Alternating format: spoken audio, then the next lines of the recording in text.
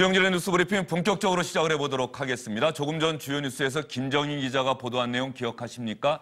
야3당이 한자리에 모여서 연동형 비례대표제 도입을 촉구했습니다. 바른미래당과 민주평화당, 정의당이 바른미래당, 민주평화당과 한 목소리를 냈다. 이 부분에 관심이 쏠리고 있는데요. 어떤 얘기들 했는지 들어보실까요?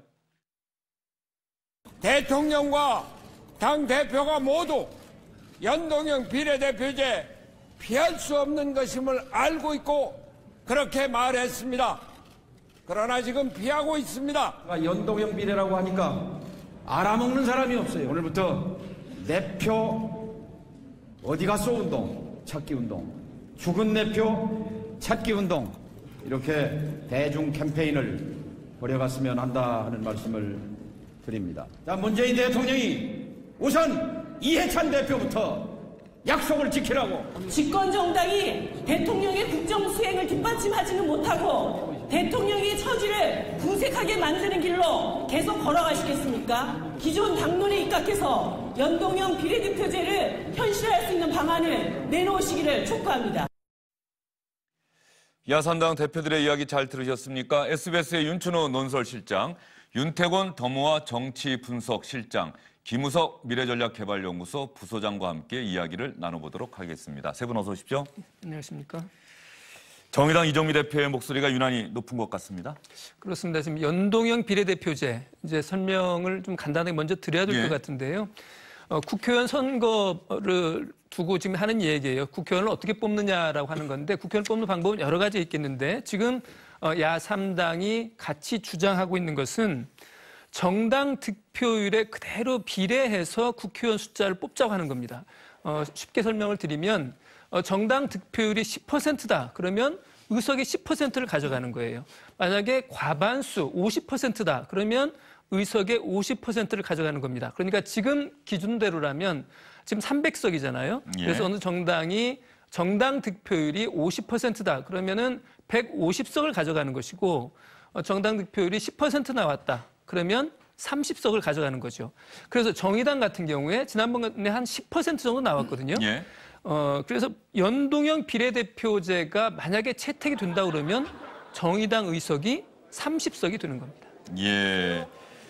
정당 득표율에 비례해서 의석도 그만큼 보장을 해주자. 물론 앞으로 구체적인 내용들은 여야 협상 과정에서 검토하고 결정을 해야겠습니다만 쉽게 말하면 조금 전 말씀하신 대로 정당 득표율에 맞춰서 의석수도 그만큼은 줘야 한다. 결과적으로 비례대표 몫을 어떻게 할 것인가가 가장 관건인 제도네요. 연동형 비례대표제는. 그렇죠. 이게 사실은 뭐 딱히 뭐가 정답이라고 말할 수는 없는 게 미국 같은 경우에는 비례대표라는 자체가 없습니다. 미국은 어떤 면에서는 그렇죠. 상원이 일종의 비례대표 역할을 하고 있는. 있긴 있겠죠. 예. 비례대표가 없고 그냥 단순 다수제, 우리로 치면 소선거구제로 다 하는데 유럽은 좀 많이 다르죠. 다양한 방법이 있는데 우리나라 같은 경우에는 이제 한 2000년 21세기 들어오면서부터 이런 식의 이야기들이 주로 나왔었고 또 지금 이게 민주당 입장이 좀 곤혹스러운 것이 이런 이야기를 주로 앞장서서 한 것이 진보정당뿐만 아니라 민주당이었었거든요. 근데 이제는 형편이 풀리니까 입장이 바뀐 거 아니냐 이런 비판에 직면하고 있는 거죠. 예. 연동형 비례대표제에 대해서는 자유한국당도 동의를 한 거죠? 입장이 안 나오고 있죠. 야3당이 기본적으로 민주당한테 초점을 맞췄다는 얘기는 자유한국당은 글쎄 우리와 같은 생각을 갖고 있다 이런 생각을 한 건 아닐까요? 글쎄요, 뭐 그렇게 볼 수도 있겠지만 제가 보기에는 아닌 것 같고요. 예. 저는 뭐 보면은 지금 뭐 윤태곤 실장도 말씀하셨지만 지금 나라마다 제도가 다 달라요. 사실은 지금 얘기하는 연동형 비례대표 같은 경우에 독일과 뉴질랜드만 하고 있는 걸로 알고 있거든요. 베네수엘라가 하다가 결국 실패를 했죠. 그 이유는 결국은 전체적인 권력 시스템에 대해서 맞느냐 이런 부분이 있어요. 지금 독일과 뉴질랜드 같은 경우에 내각제 국가입니다. 그런데 베네수엘라는 뭐 대통령제 국가죠. 그래서 대통령제 국가에서 연동형 비례대표제를 할 수 있느냐라고 하는 본질적인 질문이 있는 거예요. 그런 면에서는 지금 우리나라가 내각제 요소를 같이 하고 있는 헌법 제도라고 하지만 헌법을 그게 장점보다는 단점이 굉장히 많이 나타나고 있는 게 현실에서 지금 또 내각제적인 요소를 계속 같이 헌법을 놔둔 채 선거제만 가지고 내각제적인 요소를 계속 한다라고 하면은 국가가 어떻게 될 것이냐라고 하는 본질적인 질문을 해야 하는데 그런 것들을 안 한 채 지금 이렇게 하고 있는 것들에 대해서는 좀 우려스러운 게 있고 예. 아까 정동영 대표가 죽은 내표 찾기 운동 하자 이렇게 말씀하셨는데 문재인 대통령도 그렇고 여당에서도 그렇고 사표 방지에 대해서 굉장히 신경을 많이 씁니다. 대통령제 국가에서 사표가 문제되는 건 국회의원보다는 대통령이 훨씬 심해요. 그래서 결국 민주당에서는 결선 투표를 얘기를 하면서 그 연동형 비례대표제와 함께 같이 얘기를 했는데 지금 지난번에 문재인 대통령 같은 경우에는 득표율이 41.1%였어요. 예. 그러면 60%가 반대를 했다는 뜻이에요. 예, 알겠습니다. 그 대통령 선거제에서 사표 문제가 더 심하다고 얘기하셨는데 일단 김우석 부소장님 정치권에서 야3당 요구하고 있는 연동형 비례대표제 오늘은 좀 초점을 맞춰서 이야기를 했으면 좋겠습니다. 비판적인 생각을 갖고 계시더라도 연동형 비례대표제가 과연 어떤 제도이길래 이렇게 야3당이 강력하게 요구를 하고 있는지 왜 그것이 민주당이나 자유한국당 같은 거대 정당이 입장을 분명하게 밝히지 않는 듯한 느낌을 주고 있는지 이 부분에 대해서 오늘은 좀 얘기를 해보려고 합니다. 야3당이 이렇게 요구하고 나선 데는 이해찬 민주당 대표가 하나의 계기가 됐다 이런 분석이 많이 나오고 있습니다. 이해찬 민주당 대표가 어떤 얘기를 했길래 야3당이 이렇게 함께 모여서 목소리를 높였을까요? 우리 당이 그동안에 공약한 것은 권역별 정당명부 비례대표제라고 정리가 되어 있습니다. 연동형이라고 하는 것은 그걸 연계시킨다는 뜻이지 연동형이 독자적인 하나의 무슨 법칙을 갖고 있는 건 아니거든요. 우리가 다수당이니까 우리는 모든 걸 다 이제 확보를 하는 데 비해서 소수당은 그러지 못하는 점이 있어서 그런 점들을 우리가 어느 정도는 양보할 수 있겠다는 뜻이지 100% 비례대표도 다 몰아주겠다는 그런 뜻은 아닙니다. 이해찬 민주당 대표가 대표 경선 당시 즉 후보 시절에도 비슷한 생각을 밝혔어요. 그런데 사실은 이 권역별 비례대표제든 어쨌든 연동한다라고 한 뜻은 들어가 있는데 이해찬 대표가 이 얘기를 한 또 다른 계기가 있죠. 어느 자리에선가 야당 대표들 만난 자리에서 사실상 연동형 비례대표제는 우리가 받기가 어렵다 뭐 이렇게 얘기했다는 건 아닙니까? 그렇습니다. 그러니까 이제 권역별 비례대표제라고 하는 말이 굉장히 다양한 뜻을 담고 있어요. 이게 좀 복잡해지는데요. 좀 제가 간략하게 좀 설명을 먼저 드리면 예. 비례대표를 뽑는 방법은 전국을 하나의 선거구로 보는 방법이 있습니다. 이게 이제 전국형이라고 볼 수 있어요. 이런 게 있고 이제 권역별이라 하면 인구 비례에 따라서 전국을 5개 또는 뭐 6개 정도 이렇게 나눠서 그 권역별로 비례대표를 추천을 해서 그 권역별로 이제 비례대표 또는 의원들을 이제 선출하는 방식이 있는 겁니다. 그런데 이제 이 권역별 비례대표제에서 이제 연동형이라고 하는 말이 붙고 안 붙고가 굉장히 중요해지는데 그러면 권역별로 의원을 뽑을 때 그럼 권역별로 지역구 의원과 권역별 비례대표 의원을 별도로 뽑는 방법. 이것을 이제 보통 병립형이라고 설명을 하죠. 예. 그다음에 이 권역별로 지역구 의원 숫자하고 비례대표 의원 숫자를 연동해서 숫자를 뽑자고 할 때 그것은 이제 권역별 연동형 비례대표제라고 이렇게 말을 하는데 지금 이해찬 대표의 이야기는 연동형이 아니고 권역별로 지역구 의원은 지역구 의원들을 뽑고 그다음에 비례대표 의원은 권역별 정당 득표에 비례해서 뽑도록 하자. 그러니까 저것은 완전한 연동형 비례대표제하고는 좀 거리가 있는 이야기인 거예요. 그거에 대해서 지금 야3당이 발끈하고 나선 거죠. 왜냐하면 그전에는 아까 윤태곤 시장 말씀하신 것처럼 문재인 대통령이 야당 시절부터 계속 연동형, 그러니까 권역별 비례대표제를 이야기했는데 그것이라 하면 곧 연동형을 의미한 뜻으로 해석될 수 있는 그런 발언들을 계속해왔거든요. 그런데 이번에 이해찬 대표가 연동형이 아니라 병립형이라는 취지로 이야기를 해서 지금 야3당의 반발이 있는 겁니다. 예. 결과적으로 이해찬 대표가 야당 대표들과 만나고 비공식적인 자리이긴 했습니다만 그 자리에서 연동형 비례대표제 솔직히 말해서 민주당이 받기 어렵다. 이런 얘기가 손학규 바른미래당 대표 이런 다른 정당 대표 입을 통해서 나오면서 야3당이 발끈한 건 아니에요? 얼마 전에 이제 문희상 의장이 의장 공간에 5당 이제 대표들 부부 동반으로 그러니까 이제 비공식 만찬이죠. 비공식 만찬에서 이런저런 이야기가 나오다가 아까 그 3당 대표들이 이 이야기를 강하게 꺼내니까 이해찬 대표가 그렇게 말을 했고 그게 이제 새어 나와가지고 지금 이제 논란이 되고 있는데 조금 따져볼 게 있을 것 같아요. 예. 권역별이라는 이야기가 애초에 나온 이야기는 우리나라 이제 양대 정당이 너무 강해가지고 쉽게 말하면은 한나라당 계열은 영남 싹쓸이, 민주당 계열은 호남 싹쓸이를 하니까 이걸 이제 해결해야 된다. 이 표의 비례성보다 애초에는 그 문제의식에서 나왔던 거거든요. 노무현 대통령이 강력하게 이야기를 했고. 근데 지금은 이제 시간이 많이 흘러가지고 모르겠습니다. 아직도 심하긴 합니다만은 그런 이제 지역별 과점 현상들이 지난 총선에 이미 많이 깨졌지 않습니까? 그래서 사실은 권역별이라는 이야기는 잘 안 나오고 이 연동형의 이제 비중을 어떻게 할 것인가 이런 이야기가 나오는데 민주당은 지금 좀 이 전반적인 완전 연동형에 대해 가지고 방패막이를 치고 싶으니까 권역별이라는 이야기를 다시 꺼내는 게 아닌가 싶어요. 근데 또 문제는 그럼 이게 이해찬 대표가 독단적으로 안 된다 이러는 거냐? 제가 볼 땐 그게 아니거든요. 민주당의 전반적인 분위기가 이해찬 대표를 통해 가지고 나오는 거지 민주당의 의원들이 전부 다 연동형 비례대표제를 하자고 하는데 당대표가 뭐 안 한다라고 하는 건 아니라는 거죠. 그 당시 국회의장 공간에서 정당 대표들이 만났을 때 이해찬 대표가 했던 얘기를 좀 자세히 시청자 여러분께 들려드리겠습니다. 연동형 비례대표제가 도입되면 지금의 지지율로 볼 때 민주당이 지역구 의석을 다수 확보해서 비례 의석을 얻기가 어렵다. 가령 뭐 쉽게 말하면 정당 득표율 다해서 50%를 민주당이 얻었다. 그러면 300석이면 150석 확보하면 되는데 지역구에서 한 140석 얻었다 그러면 비례대표는 10석밖에 못 갖는 것 아니냐. 이 얘기를 이해찬 대표가 한 겁니다.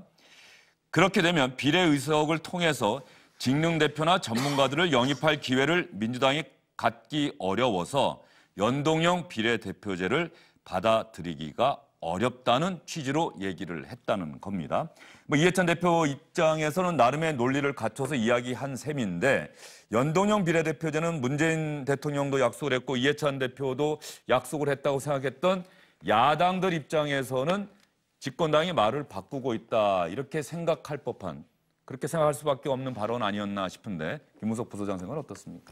그렇죠. 사실은 일당이기 때문에 그 기득권을 확실하게 내려놔야지 가능한 일입니다. 그래서 야당 입장에서는 왜 그 전후가 다르냐 이렇게 얘기를 하면서 결국 약속을 안 지키는 뭐 반대를 한다기보다 전체적으로 전체 이슈를 봤을 때는 반대하는 거에 대해서는 적폐라고 계속 몰리고 있으니까 결국은 약속을 안 지키는 거에 대해서 계속 포커스를 하고 있는 거예요. 그런데 이거는 딱 맞아 떨어지는 케이스인 거죠. 예. 게다가 지금 이 부분에 있어서는 아까 말씀하셨듯이 그 지금의 지지도만 가지고 하면은 그게 말이 돼요. 그런데 총선 때는 어떻게 될지 모르는 거 아니겠습니까? 예? 그러니까 계산이 굉장히 복잡해지는 거예요. 야당도 똑같은 상황인 건데 야당 입장에서는 틀림없이 그 총선 때쯤 되면은 야당에서 더 많은 포션을 가져갈 수 있다라는 확신을 가지고 있는 거예요. 그런 면에서 여당이 아까 이해찬 대표 얘기했던 것들은 어떻게 보면은 미루기 위한 어떤 그런 핑곗거리 이렇게 보여지기도 하고 그런 면에 있어서는 지금 여당의 전략은 명확하게 이거를 딱 안 한다라고 하기보다는 계속 끌고 가면서 총선까지 가가지고 어쩔 수 없이 이렇게 됐다. 그런 식으로 가려고 하는 전략인 것 같고 야당은 끊임없이 이것을 물고 늘어져가지고 총선 때까지 약속 안 지키는 여당. 이라고 하는 프레임으로 계속 가겠다라고 하는 전략이 마저 부딪히는 거기 때문에 이게 해결되기는 쉽지 않을 것 같습니다. 해결되기는 쉽지 않다. 그러나 오늘 주영진의 뉴스 브리핑에서 이 사안을 다루는 거는 정당들이 국민들에게 약속한 것, 개헌도 이미 약속해놓고선 다 물 건너가지 않았습니까? 지방선거 때 동시투표한다는 약속은 이미 깨져버렸어요. 자, 선거제도 개편은 그다음에 문재인 대통령이 먼저 나서서 얘기를 했고 여야 정당들도 관련해서 이야기를 했던 내용입니다. 이제 선거구제 개편, 이 부분은 국민의 투표권, 국민의 대표를 직접 뽑는 국민들, 유권자들의 어떤 투표의 무게, 이것과 실질적으로 관련이 있는 문제이기 때문에 대단히 중요한 부분입니다. 이제부터 하나하나 주영진 뉴스 브리핑에서는 주요 정당 대표들 또 문재인 대통령의 과거 발언들을 여러분께 소개해 드리겠습니다. 이런 발언들을 기억하고 있어야 정치권이 약속을 지키지 않을까 싶습니다. 먼저 민주당 원내대표와 자유한국당 원내대표가 얼마 전에 했던 얘기입니다. 민주당 원내대표는 지금의 홍영표 원내대표가 아니라 우원식 원내대표였습니다. 결선 투표와 연동형 비례대표제 도입으로 분권과 협치를 제도화해 나가겠습니다. 야당이 민심에 귀를 기울인다면 언제든지 대승적으로 협상에 임할 자세와 각오임을 거듭 강조해서 말씀드립니다. 자유한국당은 언정수에 대한 조정을 최소화하는 범위에서 연동형 비례대표제를 포함하는 선거제도 개혁과 제왕적 대통령 권력을 종식하는 권력구조 개편을 동시에 추진해 가도록 할 것입니다. 윤춘원 시장, 분명히 얘기했죠? 분명히 이야기했습니다. 그다음에 뒤에서 나오지 않을까 싶습니다만 우원식 당시 민주당 원내대표뿐만 아니고 문재인 대통령도 여러 차례 다시 이야기를 했고, 그다음에 현 민주당의 뭐 어떤 정신적 뿌리라고 할 수 있는 노무현 대통령의 정치적 또 소신이기도 했어요. 정권 한번 잡는 것보다 선거구제 바꾸는 게 훨씬 더 중요하다고 생각한다고 하는 말도 했었죠. 그런데 우원식 대표가 저 말을 했던 게 지금 4월인데 제가 간단히 지금 찾아보니까 저 때는 민주당 지지율이 50%가 넘을 때였어요. 만약에 그 시점에서 연동형 비례대표제를 했다 그러면 과반수 의석을 확보할 수 있는 겁니다. 그러니까 자기들 사정이 좋았으니까 저 말을 좀 자신 있게 할 수 있었던 국면이기도 하고요. 분명히 민주당은 국민들의 사표를 방지하기 위해서, 그다음에 또 촛불혁명 당시에 그 유명한 구호 중에 하나가 나는 내가 대표한다라고 말했었거든요. 그 말은 뭐냐면 자신을 대표해주는 대의기관이 제대로 존재하지 않는다. 내가 누구를 지지한다 하더라도 그것이 대의제 기관에서 그것이 제대로 대변되지 않는다라고 하는 국민들의 불만이 있었기 때문에 그 구호가 나왔고, 그것 때문에 당시 더불어민주당이 연동형 비례대표제 도입에 굉장히 적극적인 입장을 표시했었던 거죠. 예, 조금 전에 민주당과 자유한국당 원내대표의 이야기 시청자 여러분 분명히 들으셨습니다. 연동형 비례대표제라는 표현을 썼고 적극적으로 검토해 나간다는 이야기까지 했고, 민주당 원내대표는 아예 추진한다는 얘기까지 분명히 했습니다. 이런 상황에서 왜 자꾸 이야기가 달라지는 듯한 인상을 주고 있는지 그 부분은 잘 모르겠습니다만, 조금 전에 노무현 전 대통령 이야기를 하셨는데 그 부분이 아마 2010년에 나온 운명이다라고 하는 책에 들어가 있는 부분인 것 같은데, 어떻게 윤태곤 시장도 기억하시죠? 나는 지금도 권력을 한번 잡는 것보다 선거 제도를 바꾸는 것이 더 큰 정치 발전을 가져올 것으로 믿는다. 대연정 제안의 전제 조건이 그것이었지 않습니까? 이제 비례성을 높이는 건데, 지금 보면 이런 것 같아요. 모든 정당들하고 다 이야기를 해봐도, 물론 이제 정의당이라든지 이제 뭐 바른미래당 같은 경우에 아주 명확한데, 좀 이제 거대 정당 이야기를 들어봐도 비례성이 좀 지금보다는 높아져야 될 것 같다. 지금은 좀 너무하다 이러거든요. 제가 단적인 예를 하나 들어서 드리자면은, 지난 지방선거 때 민주당이 서울시의회, 광역의회 득표율이 51% 정도 됩니다. 51%예요? 네, 51% 약간 안 되나 그럴 겁니다. 그런데 서울시에서 시의원 중에 민주당 비율이 92%거든요. 반인데 92%는 이건 좀 우리가 봐도 너무하다. 이러다 보니까 뭐 견제도 제대로 안 되고 있다. 이런 이제 소리들이 조금씩 나와요. 그럼 당장 100%로 갈 거냐? 민주당 내에서는 한 반 정도는 풀어줄 수 있는 거 아니냐? 이런 이야기가 나오는데, 그럼 여기도 하나 현실적으로 막히는 게, 결국은 비례대표하고 지역구 의원의 비중을 조정해야 되거든요. 지금 현재는 247대 53이니까 한 5.5대 1 정도가 될 겁니다. 지역구 의원 5명 반대, 비례대표 1명이죠. 그럼 여기서는 사실 100% 연동형을 하더라도 별로 의미가 없어지는 거예요. 그래서 지금 중앙선관위에서 과거에 이야기했던 권고안은 2대 1이거든요. 200석, 100석.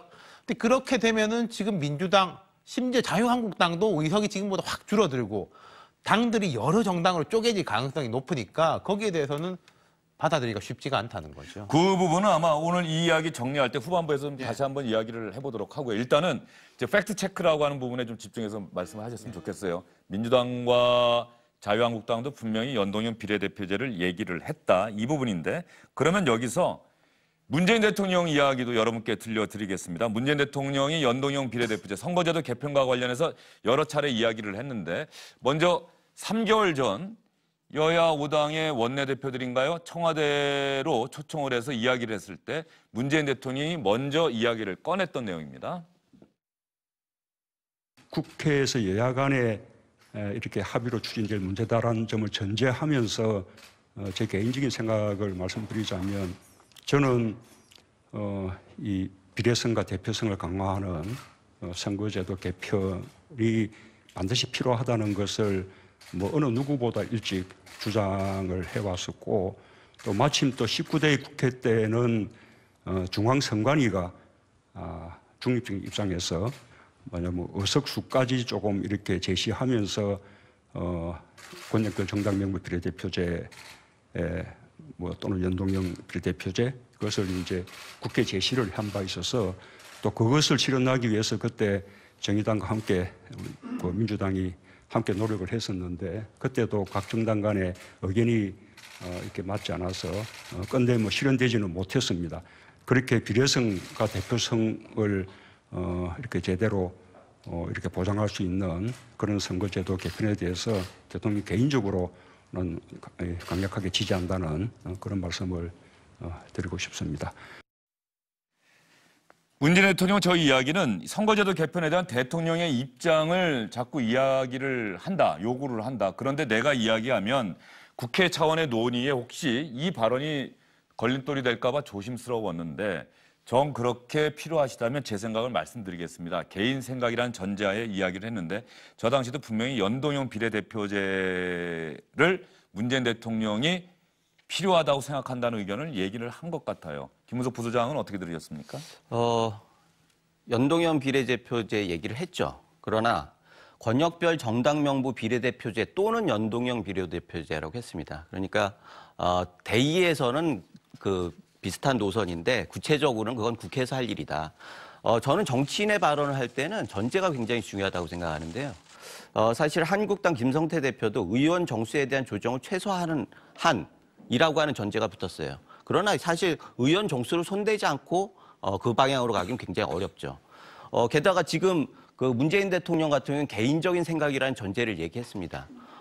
이거는 너무나 당연한 거예요. 사실은 이건 국회의 권능이지 행정부에서 할 일은 아니거든요. 그런 면에서 굉장히 잘 대처하셨다라는 생각이 드는데 결과적으로 지금 이 문제는 여야가 풀어야 할 문제지 행정부나 대통령에서 풀 수 있는 문제는 아니라는 겁니다.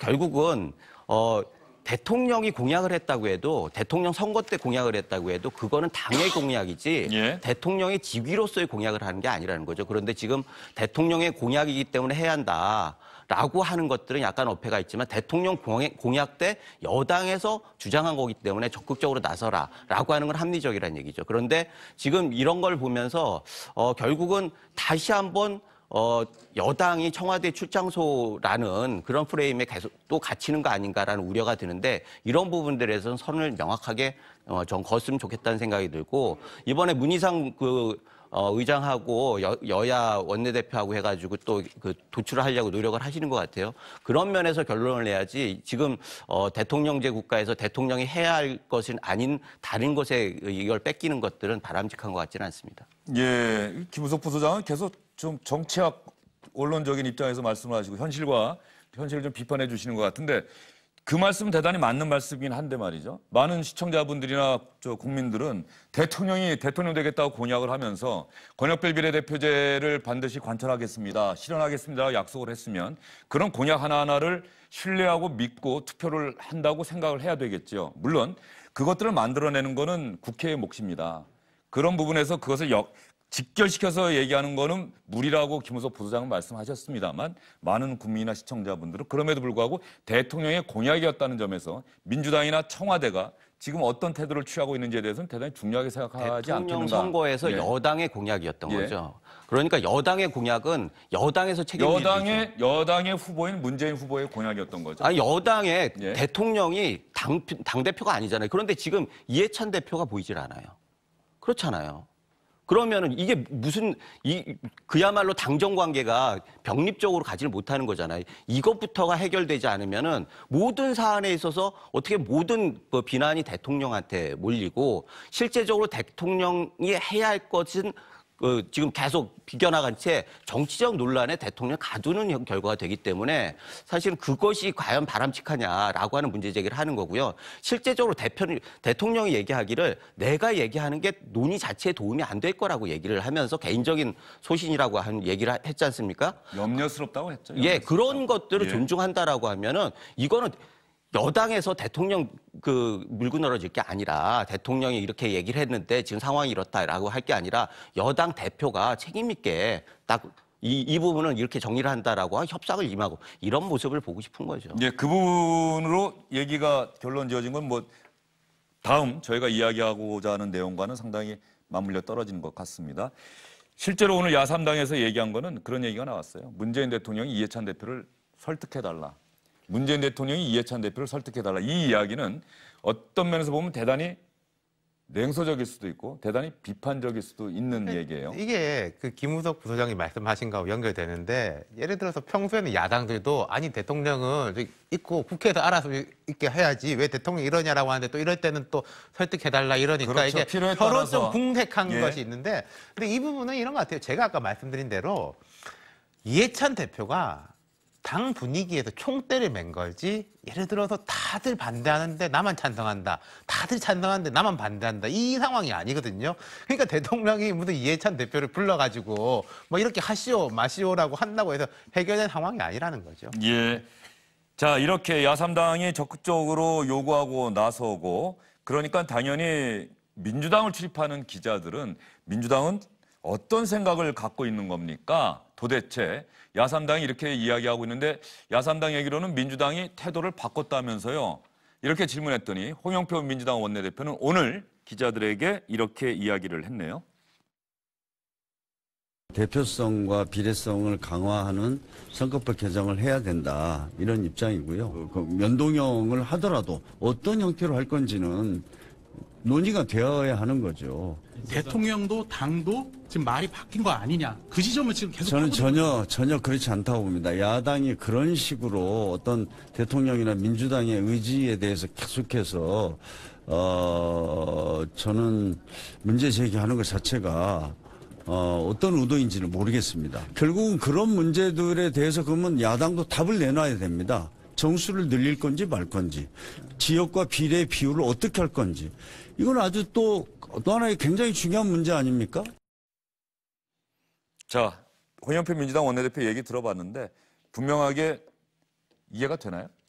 그러니까 이제 연동형이라고 하는 그 제도 그것을 도입하자고 하는 게 지금까지 쭉 이야기한 것처럼 현 여권의 일관된 입장이었잖아요. 그런데 이제 이해찬 대표의 말 때문에 연동형이 아닌 권역별 비례대표제를 하겠다는 그런 취지인 것처럼 이해찬 대표가 이야기를 했단 말이에요. 그러니까 이제 야당으로부터 반발은 물론이고 언론으로부터 굉장히 센 질타가 있었습니다. 이제 그러니까 이것을 좀 바로잡자는 취지에서 홍영표 대표가 이제 말을 하면서 우리가 연동형 비례대표제 안 하겠다는 뜻이 아니다. 연동형 비례대표제라는 걸 한다고 하더라도 연동형 비례대표제를 어떻게 만들어갈 거냐에 대해서는 좀 더 구체적인 논의가 필요한 거 아니냐. 그래서 지금 예를 든 것이 이게 지금 정수를 늘릴지 말지. 이게 무슨 말이냐면 연동형 비례대표제를 하면 전문가들의 의견이 적어도 한 지역 의원 수가 현재 300명에서 한 360명 정도는 늘어나야 연동형 비례대표제의 취지를 살릴 수 있다고 하는 게 전문가들의 주장이거든요. 예. 그런데 그러면 지금 국민들의 여론은 지금 국회가 가뜩이나 일도 못한다고 비난받고 있는 판에 의원 정수 늘린다고 그러면 그거 여론이 지지하겠느냐, 국민들로부터 찬성의 박수를 받을 수 있겠느냐라고 하는 문제 제기를 하는 것이고요. 또 한 가지는 자 그러면 연동형 비례대표제를 할 경우에 지역구 의원 수가 지금 257석인데 253석이죠. 253석인데 지역구 의원 수를 줄이는 것 이것에 관해서도 그러면 야당은 찬성하겠느냐. 지역구 의원 수 줄이는데 과연 지금 야당 의원들이 자신들이 어떻게 보면 밥그릇이 달린 문제인데요. 그 부분과 관련해서 과연 양보할 수 있겠느냐라고 지금 반문을 하고 있는 거예요. 예. 그런데 저는 홍영표 원내대표 얘기 들으면서 드는 생각이 그러니까 우리나라 정치권의 화법입니다. 저게. 본인들의 생각은 이야기하지 않고 자, 야삼당이 연동형 비례대표제 도입 요구하는 건 좋은데 그렇다고 한다면 구체적으로 어떻게 할 것인지를 그것도 얘기해야 되는 것 아닙니까라고 요구를 했는데 여기서 저는 빠진 게 있다고 생각이 들어요. 민주당 생각을 얘기하지 않고 있잖아요. 민주당은 이렇게 하려고 합니다라는 생각이 빠진 상태에서 먼저 상대방 보고 얘기를 하라고 한 얘기는 어떤 면에서 보면 민주당이 정말로 의지가 있는지를 의심하게 하는 대목일 수 있다 이런 생각이 들어요. 저는 뭐 현실적으로 볼 때 홍영표 원내대표 입장도 약간 이해가 가고 제가 취재해본 바로는 민주당에서 현실적으로 이 정도 생각하고 있는 게 없지는 않은 것 같아요. 예. 근데 그걸 바로 꺼내면은 이게 뭐 의지가 그것밖에 안 되냐 이러니까 결국은 주고받고 그러니까 정치의 화법이다 이거죠. 이까지 생각을 예. 하는 것 같은데 방금 아까 이제 윤준호 시장이 말씀하신 대로 360 정도로 이야기해요. 지금 그리고 박주민 최고위원이 개인이 발의한 법안입니다. 보면은 그게 의석수를 360석 정도 늘리게 돼 있거든요. 그러면 지역구를 아주 약간 낮춰서 한 240, 비례를 120 이렇게 해서 360을 맞추자는 건데 여기서 또 문제가 여론조사를 해보면요. 일관된 흐름이 나타납니다. 연동형 비례대표제에 대해서 사람들이 찬성 많이 합니다. 한 60몇 % 정도 일관되게 찬성하게 나오는데 세세하게 들어가 보면은 비례대표를 늘리는 게 좋냐, 그대로 두는 게 좋냐, 줄이는 게 좋냐라고 물어보면은 그대로 두거나 줄이는 게 좋다는 응답이 훨씬 우세합니다. 그리고 의석수를 늘리는 게 좋냐, 뭐 현행 유지가 낫냐, 낮추는 게 좋냐라고 하면은 늘리는 데서는 완벽하게 반대예요. 그럼 사람들이 국민들이 이게 총론에는 찬성하지만은 강론에 대해 가지고는 또 다르다. 여기에서 사실은 그 야3당들도 이런 부분에 대해서 좀 더 국민들한테 설득을 할 의무가 있는 거죠. 그래서 지난 5일에 있었던 여야정 상설협의체 청와대에서 있었죠. 이때 합의사항의 9항에 선거연령 18세 이하를 논의하고 대표성과 비례성을 확대하는 선거제도 개혁을 위해 노력한다는 합의사항이 들어갔습니다. 이때도 아마 문재인 대통령이 선제적으로 선거제도 개편 이야기를 꺼냈던 것 아닌가 이런 뒷얘기가 있었던 것 같은데 혹시 기억나십니까? 선거 연령은 선거 연령. 대통령이 이야기했고 나머지는 지금 아까 그 3당 대표들이 강하게 똑같이 이야기해서 정당 대변인들이 그 합의사항을 발표한 것이죠. 그 부분에 대해서. 그러면 자유한국당, 아까 김우석 부소장이 자유한국당은 아직까지 구체적인 입장을 정하지 않은 것 같다고 이야기를 했는데 저희가 아까 들어본 김성태 원내대표 얘기로는 연동형 비례대표제 권력구조 개편과 맞물려서 적극적으로 검토하겠다고 얘기한 내용을 들려드렸는데 오늘 기자들에게 김성태 원내대표가 한 얘기를 들어보시면 김우석 부소장 얘기가 맞는 것 아닌가 하는 생각이 드실 것 같습니다. 민주당에서 계속 연동형 비례대에 대해서 정확하게 말을 안 하고 있는데 한국당의 입장은 어떠신지? 한국당도 아직까지 구체적인 입장은 방법을 이야기하지 못합니다. 저런 이야기들이 정의당으로 하여금 바른미래당, 민주평화당, 특히 바른미래당과 정의당은 상당히 많은 사안에 있어서 좀 다른 생각을 갖고 있는데 같이 손을 잡게 한 것 아닌가 싶은 생각이 좀 들어요. 자유한국당이 아직은 저희가 당론 이런 얘기하는 건 곤란합니다. 자유한국당 입장에서는 당연하죠. 사실은 총대를 매야 할 건 여당, 공약을 한 여당이 져야 할 거고 자유한국당의 독자적인 안을 제공하는 건 여당 안이 나온 다음에 하는 얘기입니다. 사실 지금 그런데 아까 말씀하셨듯이 홍영표 대표가 뭐 이렇게 자기 안을 안 내놓고 있단 말이죠. 그러니까 제1야당 입장에서는 구태여 먼저 내놔가지고 정맞을 이유가 없다라는 거고 실질적으로 여당에서 지금 권역별 대표나 연동형 비례대표를 얘기하면서 정수가 늘어나는 걸 야당에서 좀 합의를 해라. 그런데 권역별도 정수가 늘어나야 하는 거고 연동형도 정수가 늘어나야 하는 거예요. 그러면 그 공약을 했을 땐 정수에 대한 보관이 없이 공약을 했다라는 건 어떻게 보면 좀 무책임한 거다 이렇게 보여지는데 실제적으로 그 안도 없이 공약을 했다라고 하면은 그거는 비난받아 마땅한 거죠. 그런데 그것을 또 야당에게 떠넘길 이런 부분들은 좀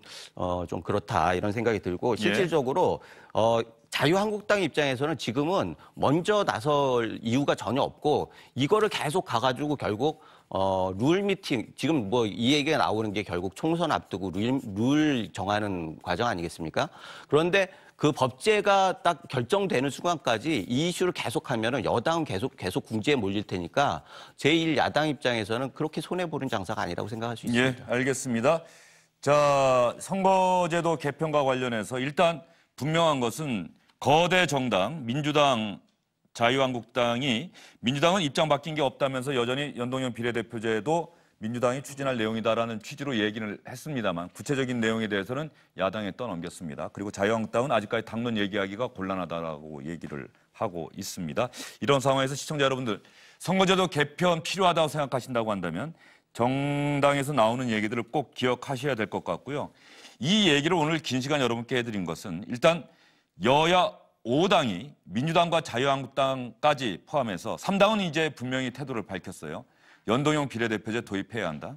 그러면 민주당과 자유한국당도 연동형 비례대표제 도입에 찬성하는지 반대하는지 이 이야기를 먼저 해야 될 것 같습니다. 그리고 그 다음에 찬성한다면 구체적으로 어떻게 할 것이니 그 다음에 논의를 해야 될 것 같은데 이 부분에 대해서 아직까지 명확하게 입장을 밝히지 않고 있다는 점 여러분께 말씀드리고 또 하나 이 이야기를 길게 해드린 거는 오늘 정동영 민주평화당 대표의 페이스북을 보면 말이죠. 우리 당은 분명히 이 선거제도 개편, 연동형 비례대표제 관철 문제를 예산안 처리부터 연계시킬 것이다. 긴급하고 단호한 정치 행동을 보여줄 것이라고 얘기를 했습니다. 지금 파행을 겪고 있는 예산안 심사, 여기에 선거제도 개편 문제까지 맞물리게 되면은 선거제도 개편은 물론 예산안 처리도 법정 시한 지키는 게 사실상 이제 어려워진 상황이 아닌가 싶어요. 그렇죠. 나흘 남았죠? 뭐 이번 주 토요일까지니까 예. 12월 1일까지죠. 일요일까지니까 현실적으로는 법정 시한을 지키기가 대단히 어렵다고 봐야 될 것 같아요. 그리고 야당으로서는 이번 기회에 분명히 여당과 제1야당의 양보를 얻어내지 않으면 다음 선거에서 자신들의 존재가 없어질 수 있다고 하는 그런 위기감이 있기 때문에 야당의 이번 그 선거법 개정 협상에 대한 그 어떤 의지라고 그럴까? 이것은 대단히 강하다고 봐야 되겠죠. 예. 이 선거제도 개편과 예산안 문제가 맞물릴 것 같습니다. 민주평화당 대표가 이미 이렇게 이야기를 했기 때문에 정의당이나 바른미래당까지 합세를 하게 된다고 한다면 예산안 처리가 그만큼 어려워지는 것은 아닌지 그래서 여당인 민주당의 부담도 그만큼 커질 것 같다 이런 생각이 들고요.